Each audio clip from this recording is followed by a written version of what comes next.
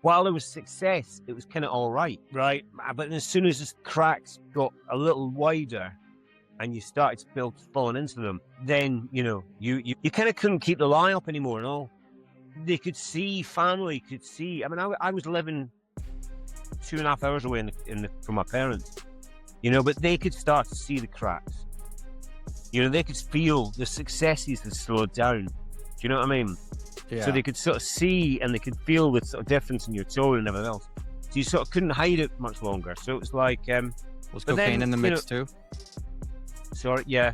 That was at that point, yeah, it was badly, because I sort of was... I was caning a lot, and that just crept up. Like, just, I was thinking about that slow sort of have a line. 6 weeks later, have another line. Before you know it, you've got a dealer. Yeah. Before you know it, you got two because you're too embarrassed to buy so much from one. I mean, that's mental, isn't it, Ryan? Imagine that. No, that was a period where I had 5 different people I could go to. Yeah. This is Rock Bottom with Ryan. No sugarcoating, no filters. The pain, the chaos, the truth. No bullshit. Just recovery.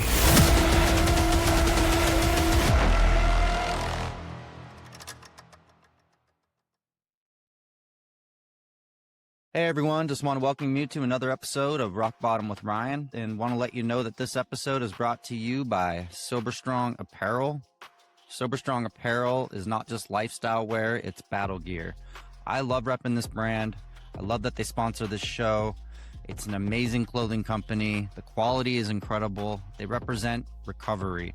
And 10% of every purchase goes to recovery facilities. So please check out SoberStrongApparel.com. Use code ROCKBOTTOM for 15% off. It used to be 10%, now it's 15%. So check it out. They've got a bunch of good stuff, t-shirts, hoodies, banners, hats. And now they just came out with a new jogger, a quarter zip. So there's a lot of great stuff you can check out, a lot of great options, and it looks good. It's stylish, and it represents the fight that we're having in recovery right now. So if you're in recovery, or if you know somebody that's in recovery, or if you're sober curious, or just support the cause and feel the mission, then definitely check out SoberStrongApparel.com. I appreciate everybody who listens to this show. Thank you for supporting my favorite brand. Check out SoberStrongApparel.com. Use code ROCKBOTTOM, all one word, capital letters, for 15% off. Enjoy this episode. All right, welcome to another episode of Rock Bottom with Ryan. I'm here with my guest today, Andrew. Andrew, how you doing? Good, Ryan. How are you? Thanks for asking me here. Good. It's great to have you here. And as you know, today we're talking a little bit about recovery and talking about your journey and what you've gone through and where you're at today. But a few basic questions to get us started are, what's your sobriety date? What was your drink or drug of choice? Where you're from? All that stuff. Okay, so I'm Scottish, but I live in England. Have been sober now for 4 years and 2 months tomorrow. Congratulations. And my drug of choice was alcohol, and I liked to take lines of cocaine when I could. Well, same here. So that's what kept me going, Ryan. That's what kept me going. That's what kept me for maybe drinking. 15 or 20 years. More so at the end was the coke, but I can talk about that.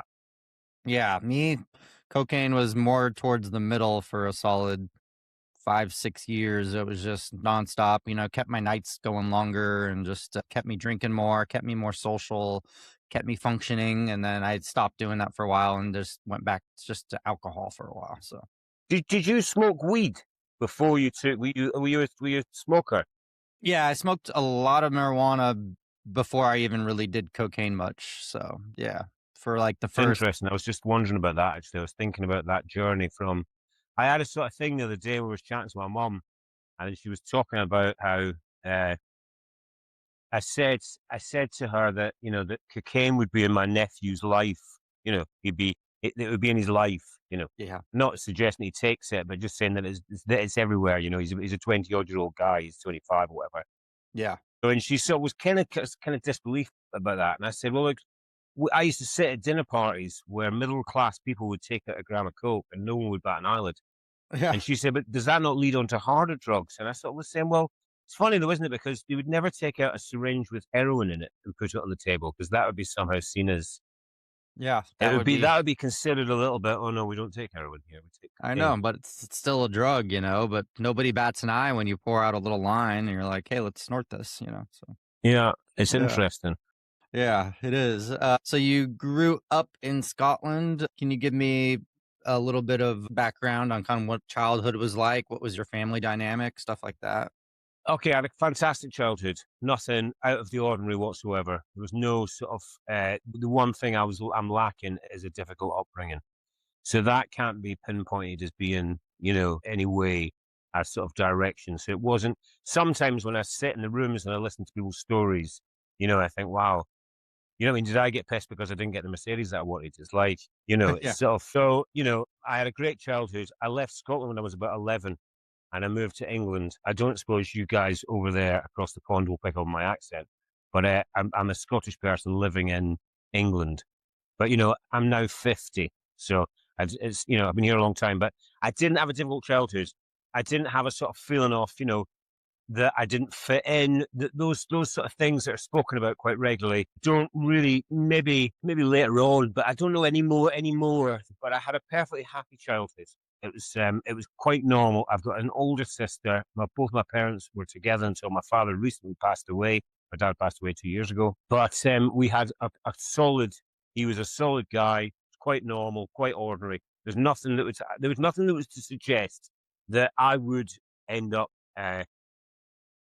drinking too much. Did you have siblings as well? I did. I just said there. I got an older sister, Older sister. and Okay. interestingly, maybe might not want me to say this, but she doesn't drink at all. My sister, and that's not through. She just has a basic dislike of it. She's not bothered for it. Oh, okay. She certainly doesn't have that gene, which I'm sort of kind of getting to the idea, and I think it's kind of gene based. I sort of feel like now, as I've got a right and left hand, as I've got alcoholism. So Yeah. I've sort of, I think there's other circumstances and there's different stories and routes. But I think for me personally, there is a line in my family where you can pick through certain relatives who had problems with alcohol, granddads and so forth. And, if you guys don't know it, this is a podcast that's, put together by yourselves. Obviously it's on the web, so it's everywhere, but Scottish people have a reputation for liking a drink. Yeah. No, I get it. So you think it kind of runs in the blood somehow? But were your parents very big drinkers or anything at all? My dad stopped drinking. My dad didn't drink from his 20s, and I don't know whether that was because he liked it a bit too much. He was quite a strong chap. He made the decision not to drink, Yeah, that's huge. but he would drink. But he would drink sort of quite an interesting way. He drank really.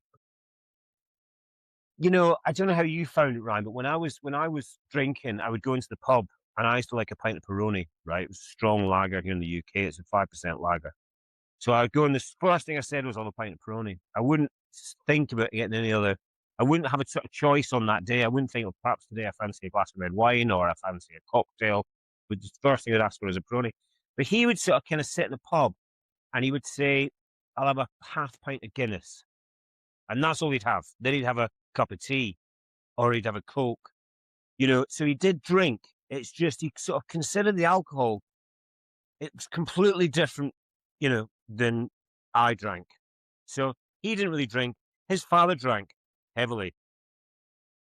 I think his father went to AA, but I'm not 100% sure of that. I think he went once, but certainly there's a reputation. So there makes me feel as if it's sort of as I'm going through my journey in sobriety, I'm sort of beginning to think that it's a sort of it runs in the family a little bit, and I do sort of genuinely think it's like not drinking is not kind of, I know this might sound a little bit odd. It's not particularly difficult. If I've had 5 pints of Peroni, it's really difficult. But at the moment, the notion, I mean, I'm sort of, I'll touch upon it later on maybe, but I'm really sort of quite militant about what I think alcohol is doing to the world, and, what it is. But so, yeah, so I feel like you can feel a pattern in my family. I feel as if, and I feel like while I was drinking, I think I thought initially I was drinking like everybody else. I think I Yeah. lied that I thought I was being a bit Scottish. and I was beginning to get a reputation as being a sort of bit of a drinker, and I thought that's why people liked me. But it was all a sort of process of becoming yourself. Yeah, exactly. Can you tell me kind of when you started noticing, when you started drinking, were you kind of attached to it right away socially? Like how young were you and how did it kind of like start to progress? Well, I remember it because I was about 15 and I swapped a pornographic magazine. Back in the days when you would buy pornographic magazines rather than looking at porn on the internet. And I swapped it with a school friend for a half bottle of whiskey. And I drank the whiskey down, walking across the sort of fields, walking to the youth club, which was a sort of it was pre-pub club, but it didn't serve alcohol. But people had a drink maybe before they went to it. Yeah, but so I was pissed. I was drunk, right? And as soon as the lights hit me, and I went back home, and my parents, I think the youth club actually phoned my home and said he's drunk.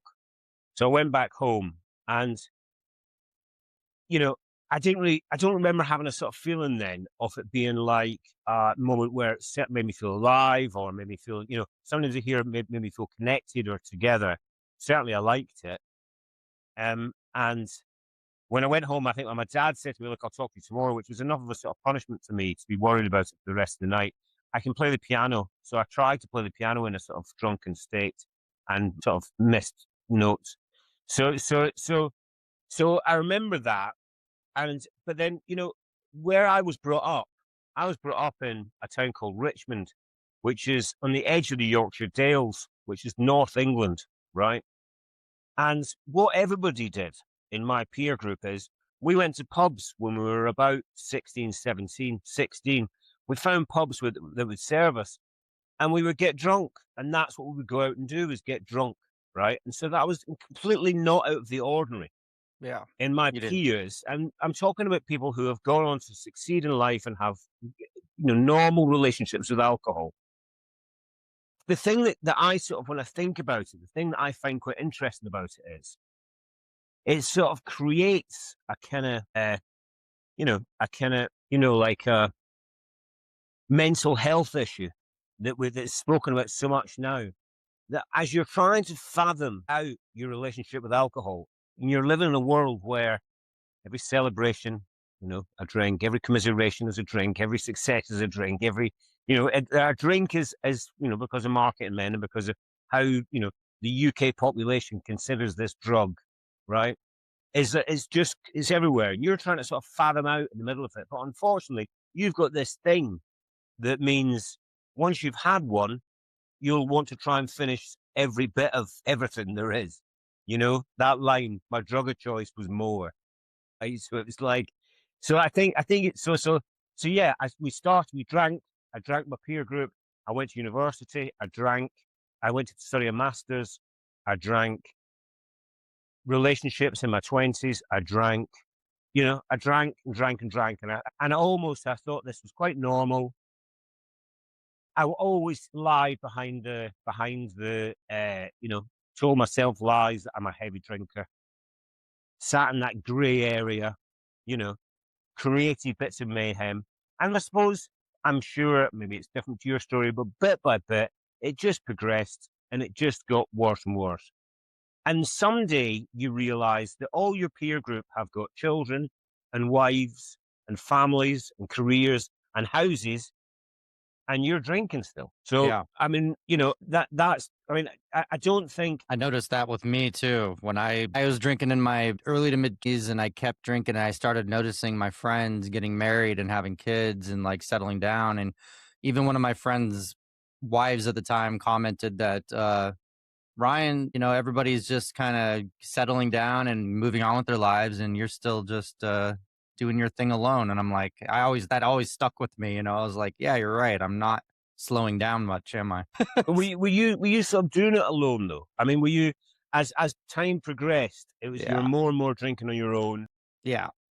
It started off social, only on weekends, and it turned into after college or after university, as you'd say. started, living alone, and all of a sudden I caught myself just stocking my fridge with stuff, and I stopped going to bars as often, or I'd be drinking by myself before going to the bars, so nobody would know that I'd already been drinking for hours. And so it just progressed to the point where at the end I was only drinking alone.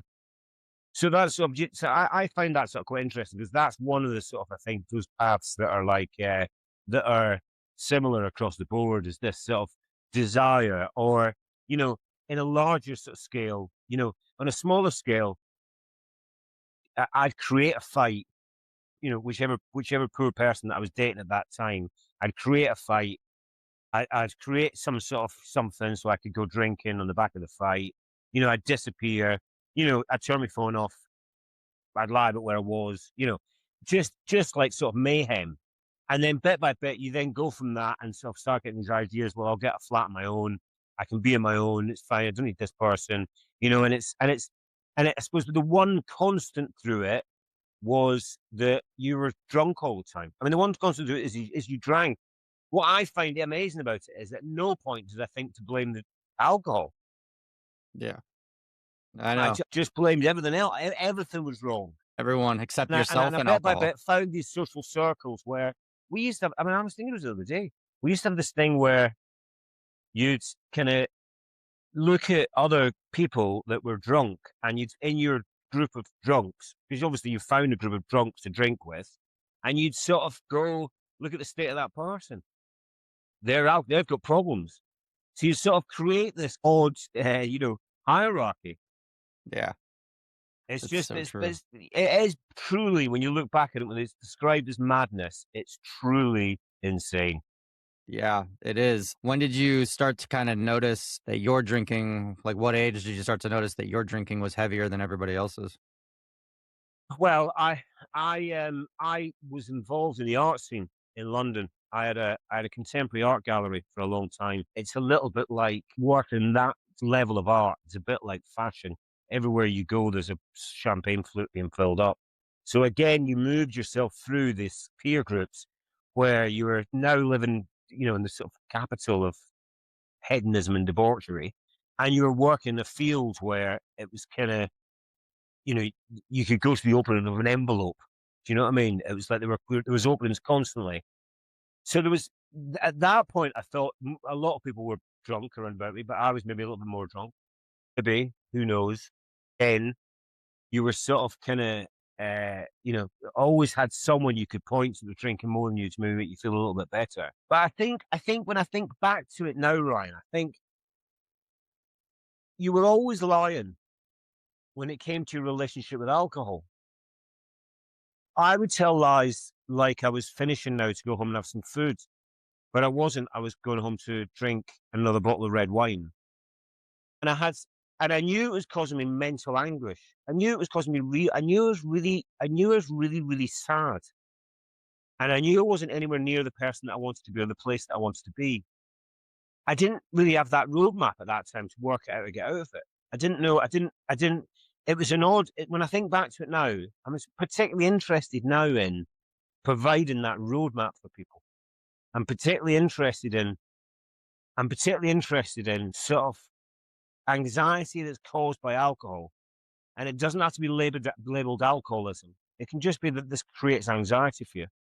And that the choices in the UK you have are to go to Alcoholics Anonymous, which is a shameful space because of the term anonymous, right?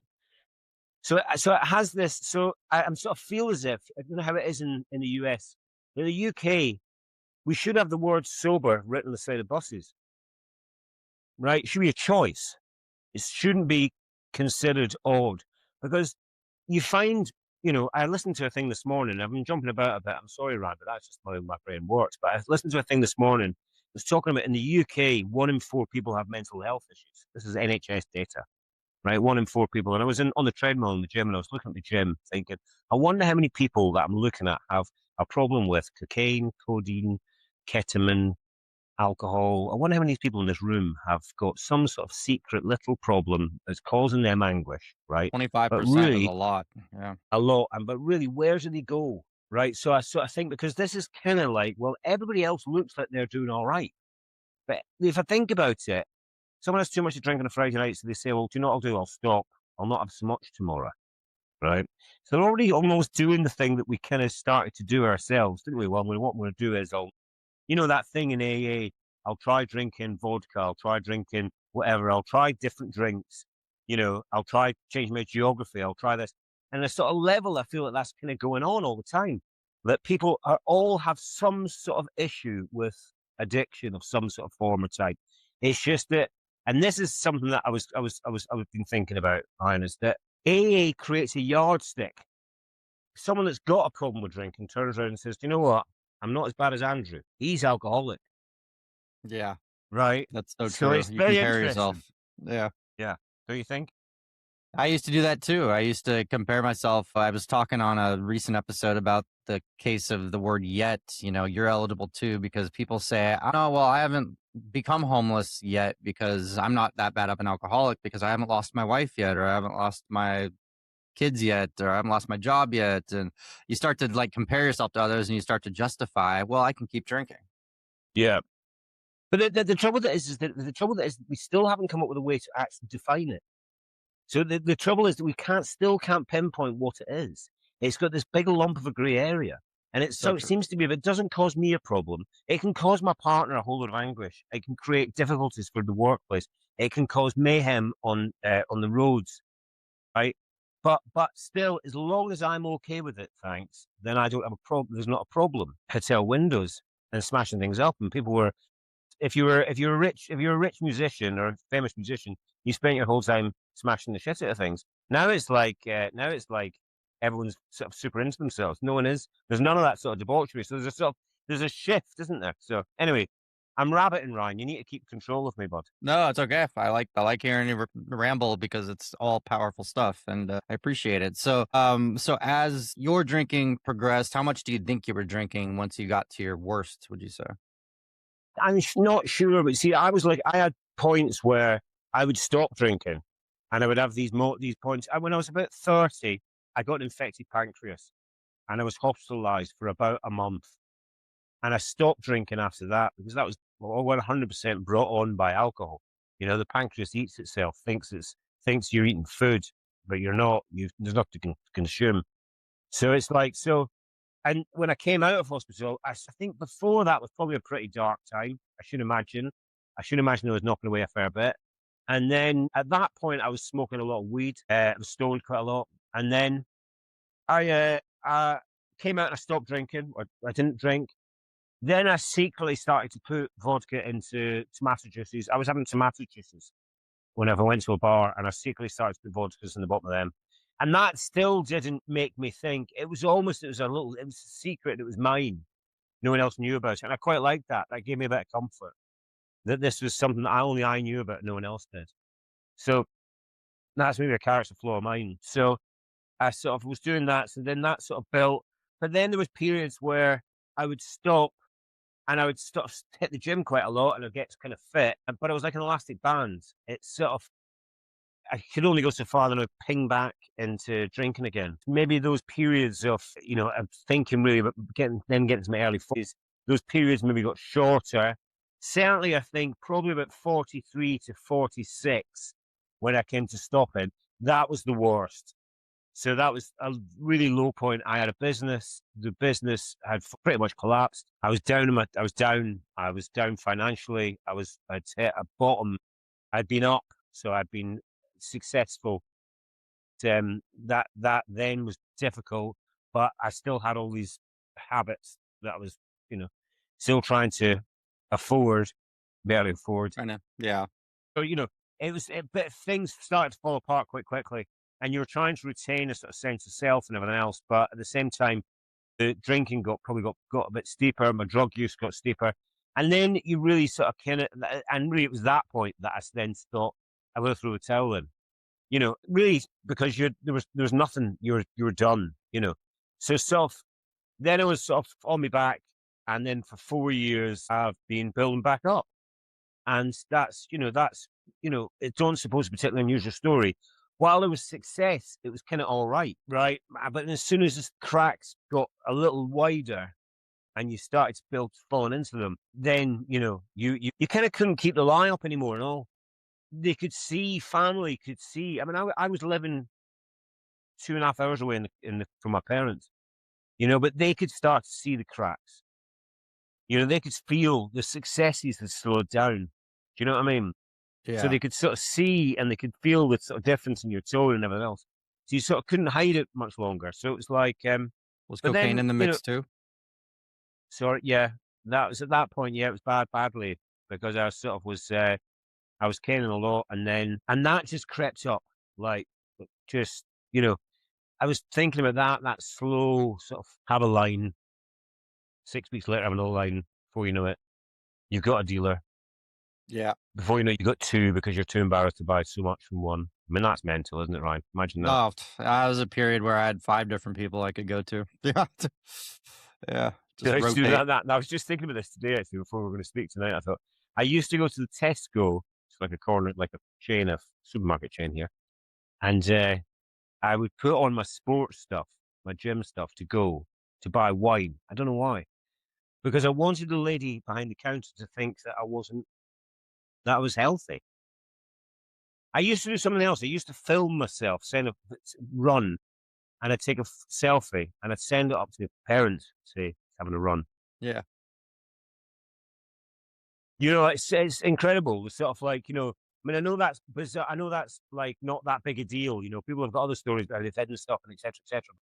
But that's so, and actually my dad said to me, he said, the funny thing was it was the same photograph each time. Do you know what I mean? I stood stay in the same place. I'm going for another run, guys. Don't worry. I'll look after myself down here. There's no need to worry. Yeah. So it's, there was a few points in that, in that journey where I came out of London through lockdown, through COVID. I lived with my parents. I came back and stayed with my dad started to fall ill at that point. So I stayed with him and my mum. And that was a very sort of precious time when I think back to it.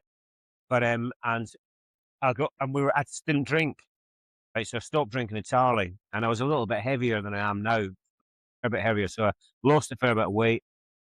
I was running every day and I was kind of making art. So I was doing something that I, had not done for a long time. And then I was like, it was furloughed. But when I got back to London, it just went. I think it went on like a 4-day bender, and just was like, just was all nighters and all that. Just went straight back into it. And I remember sort of coming out of that thinking, "Fucking spent so much money," like, oh my god, I've spent so much money, just caning through cash. And it was like, and then there was a sort of bit with and that was then I came back out of London. And then I supposed to forward wind a little bit.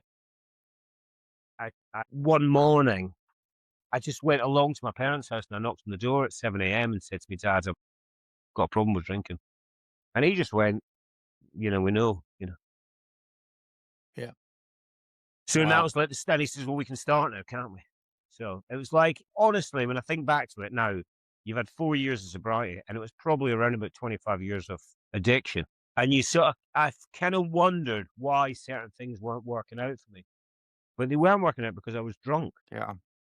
Exactly. No, it holds you back and you start to put off any kind of goals. And they say that, the once you put aside your addiction, you start to be able to like opens up different avenues to actually chase your goals finally, So I'm sure you started to notice that once you got sober, certain things started to open up for you.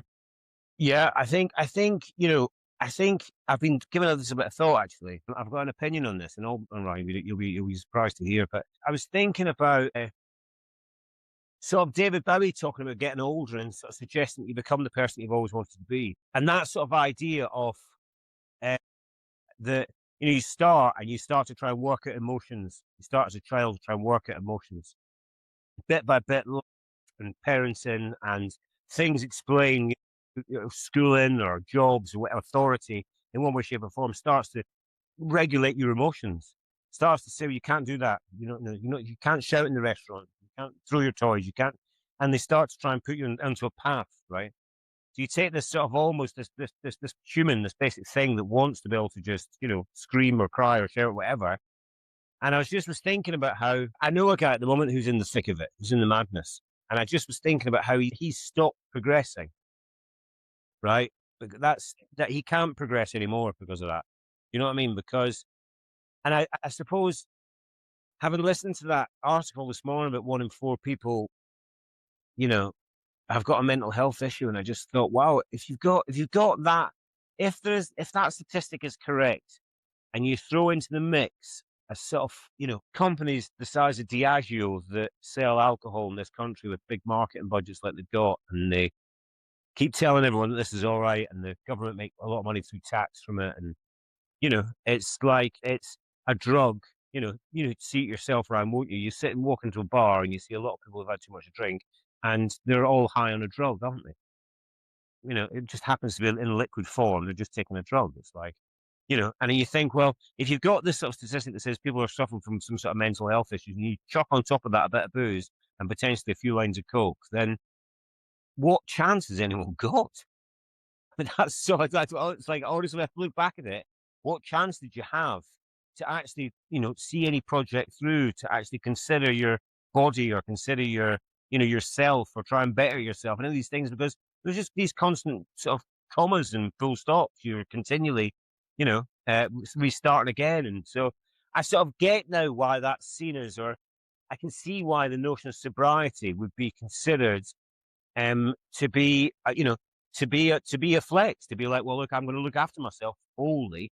That means, because let's face it, you'll know, I'm sure you know, a handful of people that could do with doing the 12 steps. Yeah. Who Yep. are not in, who are not in AA. So in that sort of thing is like, that is just about bettering yourself, isn't it? It's about understanding yourself, seeing your flaws, trying to better them, trying to see something bigger than you in the world, trying to know your place. And these sort of quite, I guess, sensible, common sense steps. I don't know if you say common sense, because you've got a president at the moment that says that too much. It's sort of, like you sort of kind of, so those things you sort of think, well, this is kind of about bettering yourself, isn't it? And I don't know if that's possible if you want to put in mind altering substances, whether that be alcohol and whether that be a drug or alcohol. Yeah. Yeah. I mean, yeah, common sense is everything. I mean, when it comes to that, it's funny that you mentioned that, because not a lot of people, I mean, I'm a big member of AA, and I feel like everybody could use the 12 steps. Like, even when you look at the Serenity Prayer, like everybody could use these things just to get better in life, even if you're still drinking. Yeah, I suppose. I mean, what do you think? Do you think it's, I suppose it's a different thing. I mean, in the US, is it advertised? Yeah. Everywhere.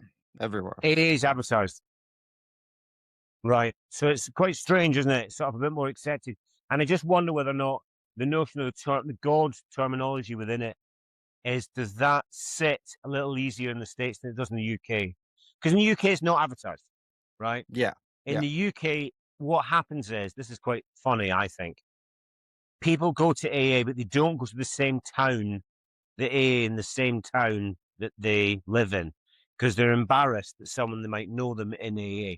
Wow. So they go to somewhere far away, right? And then what they do is they say, nobody's like me here. And you're like, well, I think it may be a little more condensed in the UK, but if you take someone like Middlesbrough, which is a town, a city in the north of England, which is a little bit like, maybe have been there before, Cincinnati, where there was a lot of industry at one point. It was Marlborough in Cincinnati, wasn't it? So there was a lot of industry at one point, and that industry has now left.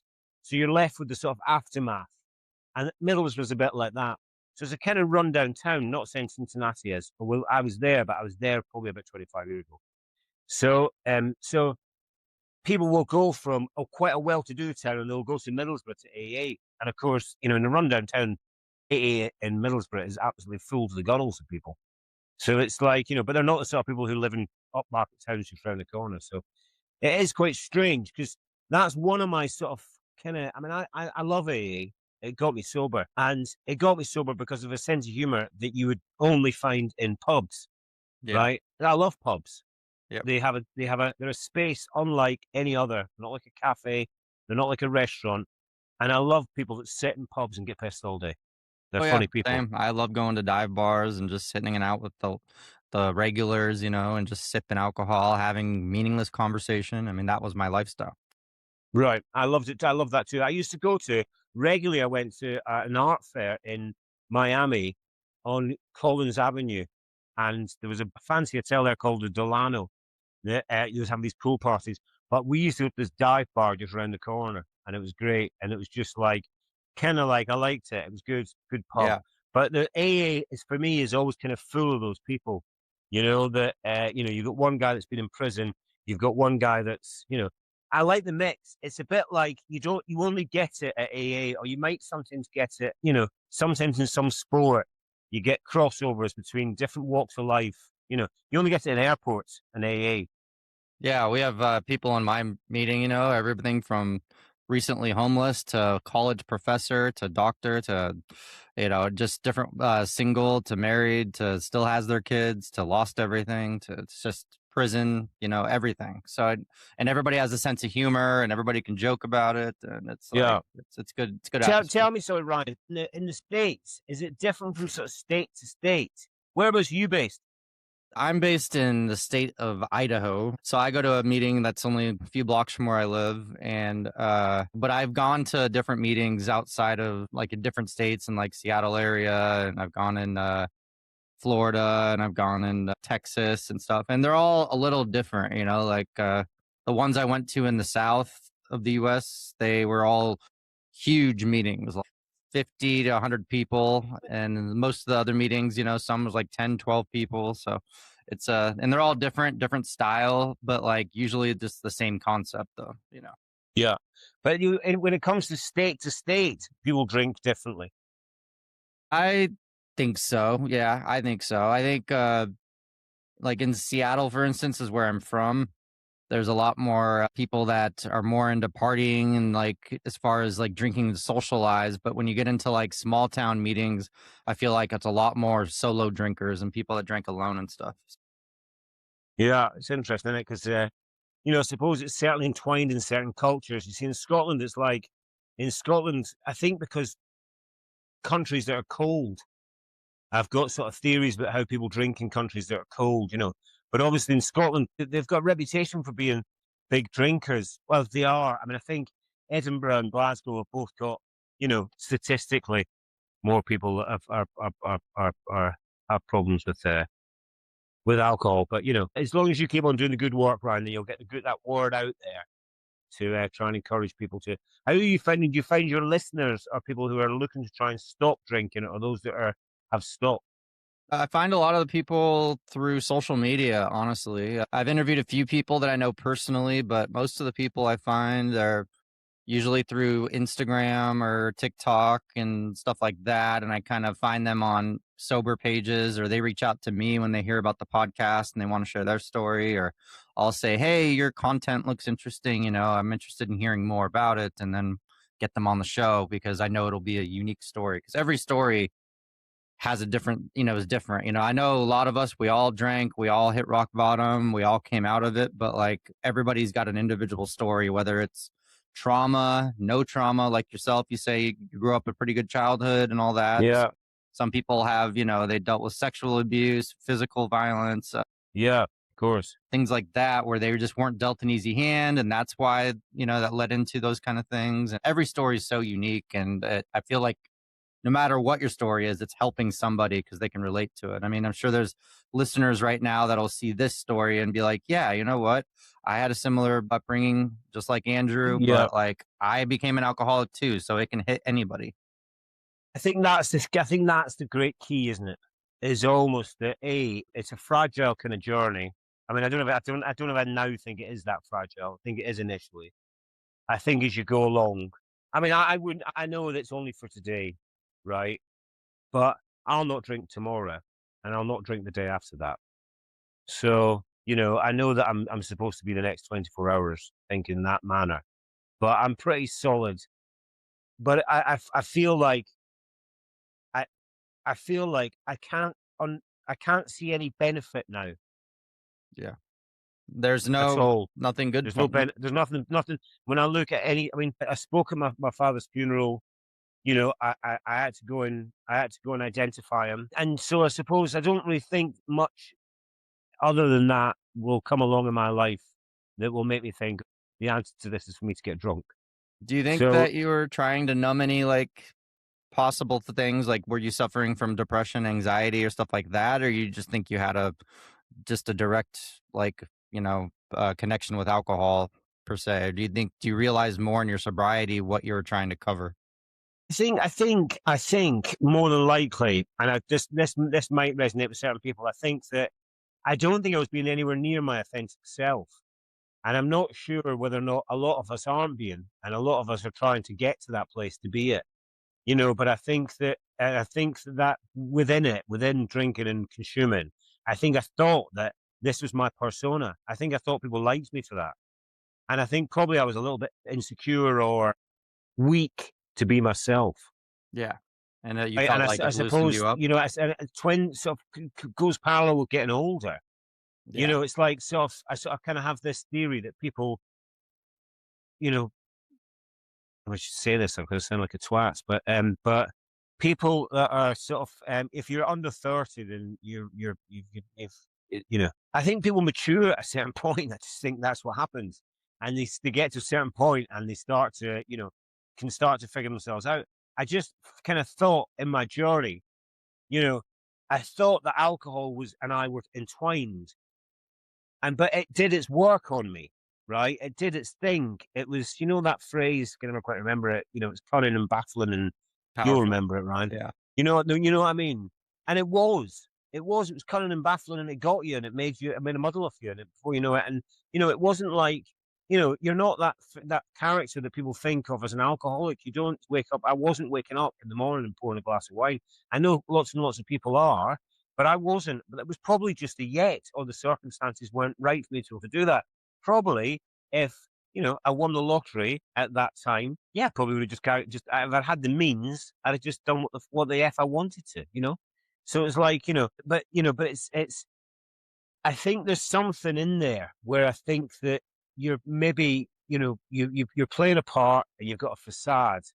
And I do think that's where AA has that's where the 12 steps I think are really fantastic, because I think they make you take a really good hard look at yourself and try and figure out where the parts are that you're lying to yourself about, where you're not being your authentic self. And I think that is really where life becomes really interesting, because you're opinionated and you've developed your own opinions about things, and you have your own theories, and you're enjoying watching life and being part of life. When I first joined AA, I had a friend that became a friend, but he said two things people said to me when I first joined. The first day I went, a woman said, "We've been saving this seat for you," which when I think back to it now, it makes me want to cry. What a beautiful thing to say to someone as they walk in, "We've been saving this seat for you."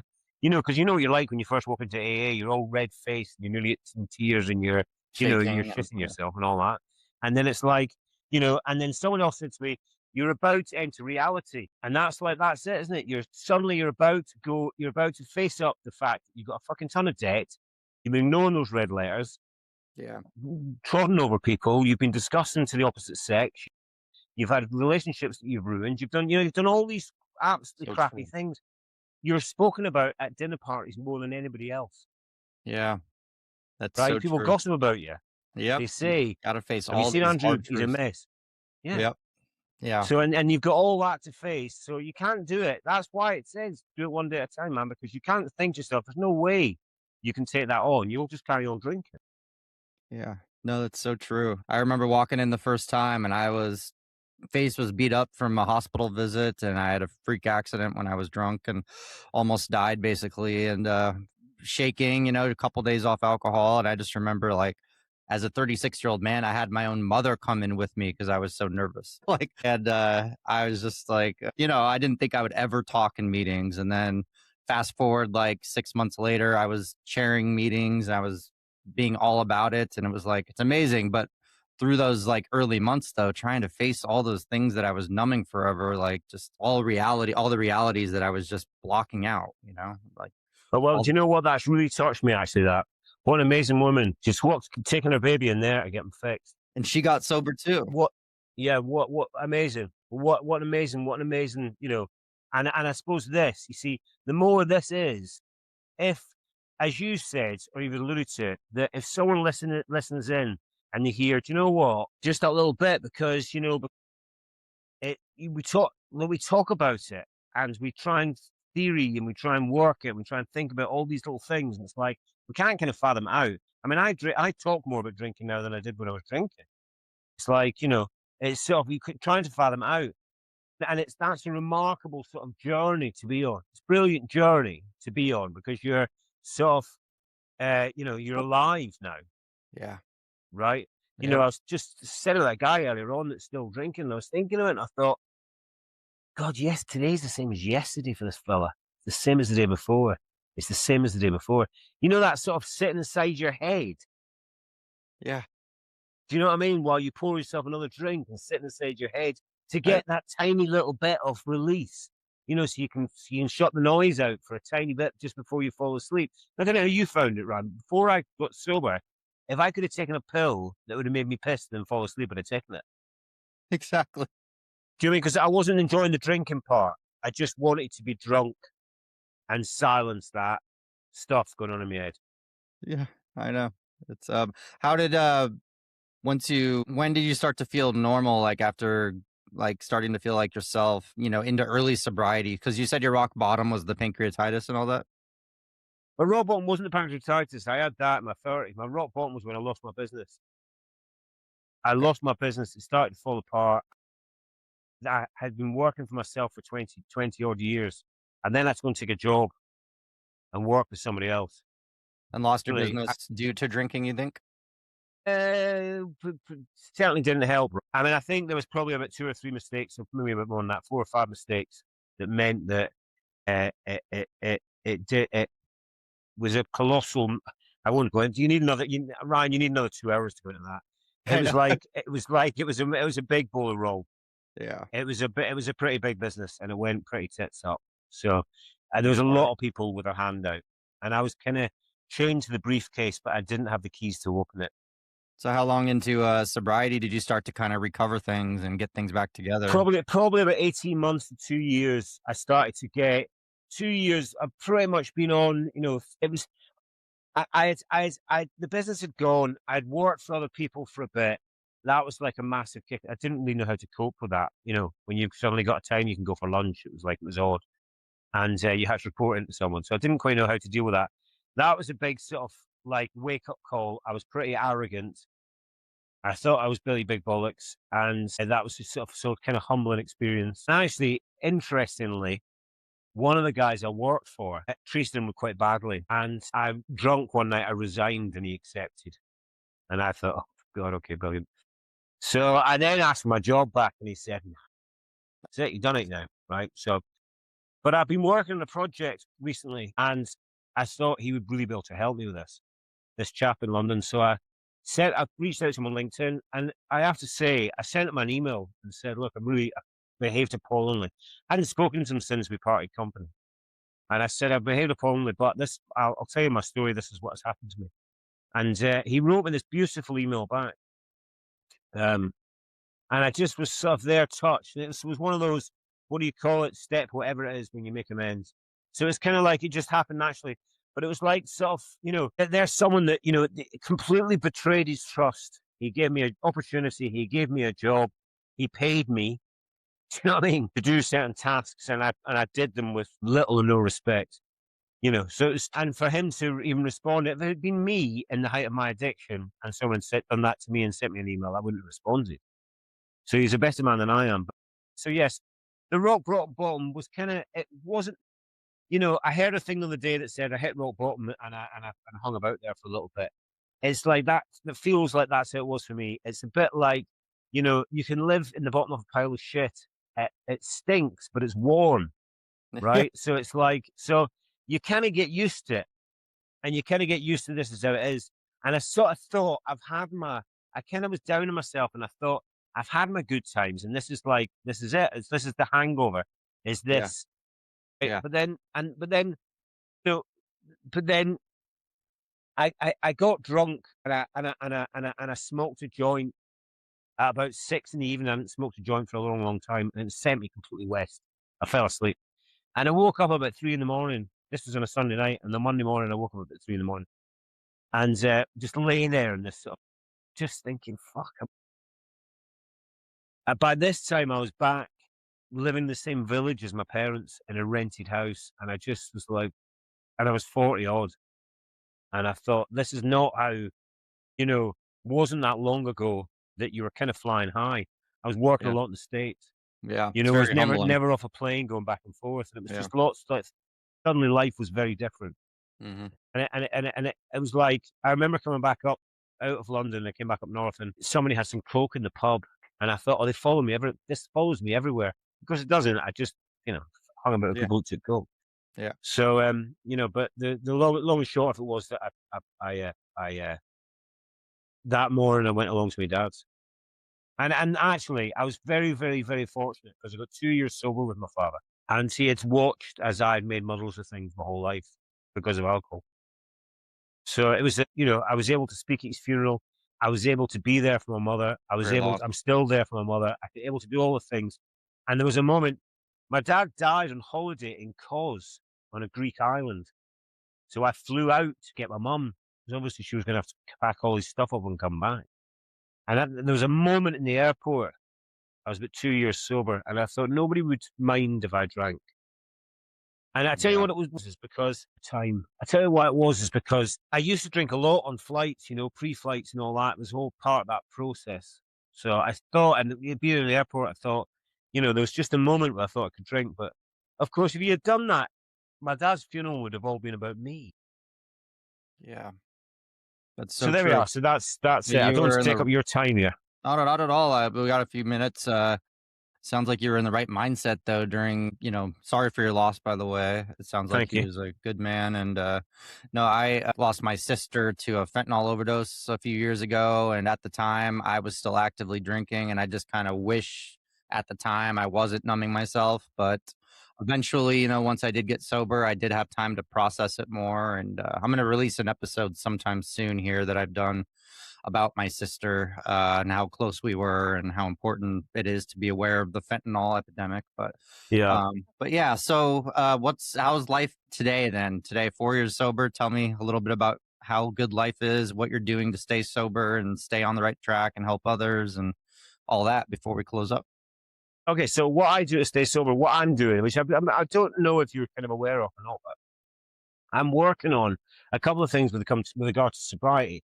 Is that I'm asking the people to send me their shares, right, to film themselves and send the shares in. And I'm building a website. It's soberasfuck.co.uk. Might be changing actually. I bought them both. I bought soberasfuck.co.uk and I bought Live Sober. And the idea is that people just send their shares in, which is what they're doing. And I'm asking to send shares in about all sorts of drugs, not just alcohol, but everything. And it's coming up sort of very intimate, as in the way they're recording themselves and just telling their story, and that's sort of but we're working on that. So that is keeping me sober. What else keeps me sober is a healthy disrespect for anybody that drinks, because I have now stood up. I find myself thinking, why would you bother?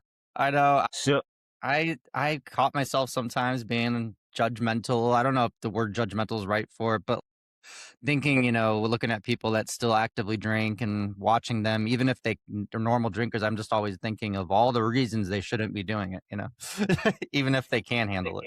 It's poison. the thing is that where I go to quite a lot of work events, and I sit around at big tables, for having dinners. And if you sit next to somebody and they assume you're driving if you're not drinking. But because of the small talk, I can't bear it. So I say, I'm alcoholic. And I let their faces go funny colors. And obviously, they always tell me that they don't drink that much. But I quite like that ripping through the small talk in the first instance, that we can actually discuss something real, right? But I don't feel bad that I'm going to ruin their night, Ryan. I just think, well, let them carry on drinking. They always tell me how little they don't drink that much. But I suppose I just do wonder a little bit, and I think back to my father walking into a pub and saying, "You'll have a half a Guinness." I'm not sure how much people actually think about it. They sort of go, well, okay, then I'll have a glass of wine. And they sort of kind of don't think, what is this stuff? But that's because marketing men have been so incredibly smart. So they've just woven it into our society. This is not a drug. This is normal. It's normal to stagger places. It's normal to act like babies. It's normal to have something that's readily available that creates domestic violence, right? It's like, so I sort of, AA still keeps me sober. I visit AA. I go to a different session than I started going to, and I sort of pick and choose. I go to one session that's quite upmarket where people got pissed on ports. That was my joke. And I go to a different session where people are more tattooed. It's the less tattoos. You can tell if you walk into AA, there's less tattoos. It's a more upmarket AA session. You get a better quality drunk. Oh, yeah, I'm covered. Yeah. So, so there we are. So yes. And I suppose what keeps me sober, that I would be lying if I said that I didn't pray. Okay. But I'm sort of kind of I still have a kind of wonderment about that. I suppose I struggled with a higher power until my dad passed away. So now, my dad was pretty up there. I think in the first instance, I drank because I was angry at him, right? Because boys tend to be angry with their dads. I don't know why. And I think, that's for someone else to think about. And I think, so when we went to the beach in Cos, I picked a pebble up. So that's maybe my higher power. Sits on the mantelpiece downstairs. So it's just, if keeping clean, has brought me riches that I didn't think would be ever sort of possible. So that idea that it'll be, what's the line for you halfway through, I think is utterly true, because I think, it's no life, right? Exactly. It isn't. You start to just enjoy and appreciate every little thing in life too. I mean, I enjoy doing some of the simple things now so much more being sober, and the longer I am sober, the more I start to just feel better in general. My personality came back, but better than it was before I even started drinking, I think. And just start to 100%, learn Ryan. You things look how about good yourself. looking you are. You've got better looking while this podcast's going on. You're better looking now at the end than you were at the start. So you give it 24 more hours, and you're better looking again. The thing Awesome. is that I like that. only attractive people are sober. It makes us more. Look at me, Jesus Yep. Christ! You can't believe I'm 50, can you? So Nope, it's not at like, all. so you just get better looking. So why would you want to drink? Exactly. I've never heard of Plus, anybody's I life don't want getting to be in a worse. kitchen anymore, coming up with another business idea with a complete stranger that's not going to make any money. Yeah. Do you know what I mean? I just would prefer. I'm quite happy. I think the big takeaway from me is I'm happy, Good. That's what right? matters. Yeah. And I feel that as a sort of like pretty much across the board.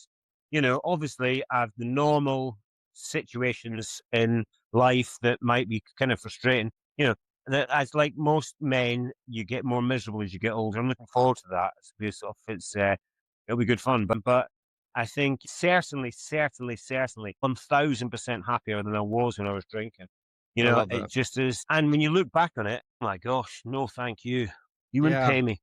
Yeah, I know. And that's the best, most powerful, straight up statement I've heard in a long time is just, I'm happy, and that's what we want to be. We want to be happy. And I've never heard of anybody quitting their addiction or alcohol and their life getting any worse. So, I mean, I've never heard of that happening. That's true. And listen, well done, mate, in your podcast. It's brilliant. Thank Keep you. it up. 3 episodes a week must be quite tough, huh?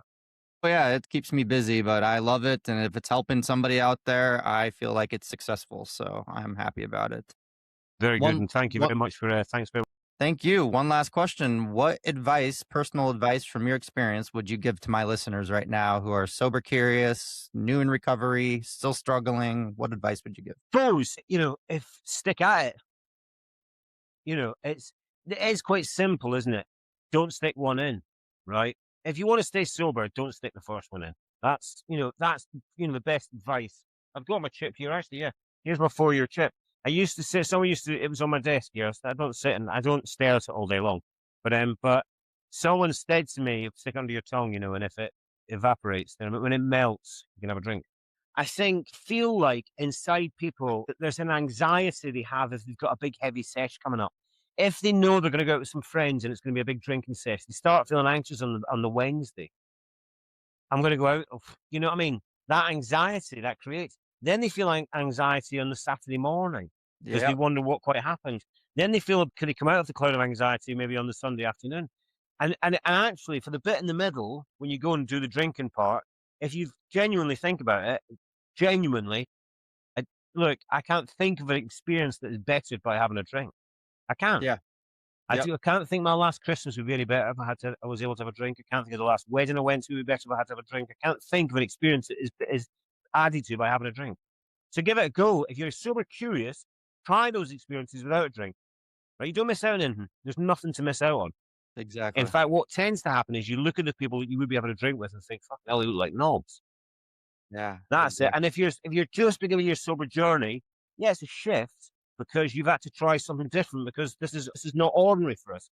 But stick at it because it just gets better. You can get as good looking as me and Ryan, right? So we Exactly. just have to sort of keep doing that, right? So, I think as that time passes, I think you're less and less inclined to want to.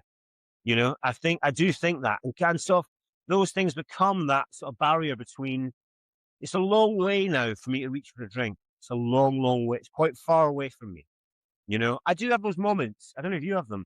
Do you have those Oh, things where you think about jumping off? If you're on the top of a high building, you think you just throw myself off. There's a name for yeah. it, Yeah. right? I I know. I've sometimes heard of think that. I actually once held a Michelangelo drawing, right?